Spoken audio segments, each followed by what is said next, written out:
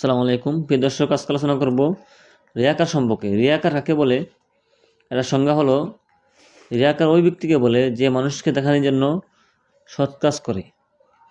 মানুষকে দেখানোর জন্য সৎ কাজ করে, মূলত সে সৎ কাজ করার আগ্রহ নাই। মানুষ তাকে বাহবা দিবে, মানুষ তাকে সম্মান করবে, জন্য সে মানুষকে দেখানোর জন্য সৎ কাজ করে। তো রিয়াকারকে চেনার জন্য আলামত 4টি। 1 নম্বর আলামত হলো, লোক চক্ষুর অন্তরালে সৎ কাজে অবহেলা করে। মানুষের সামনে খুব ইবাদতবন্দি করবে, কিন্তু মানুষের অগোচরে সৎ কাজে অবহেলা করবে।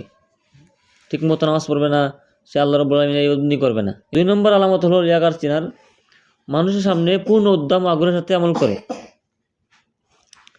3 নম্বর আলামত হলো, যে কাজে মানুষ প্রশংসা করে সে কাজ বেশি বেশি করে।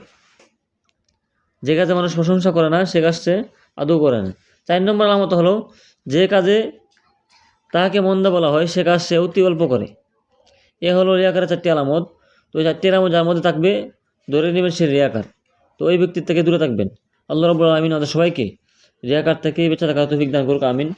আসসালামু আলাইকুম ওয়া রাহমাতুল্লাহি ওয়া বারাকাতুহু। এই ভিডিওটি শেয়ার করে দিবেন যাতে সব মুসলমান ভাই বোনেরা রিয়াকার সম্পর্কে জানতে পারে।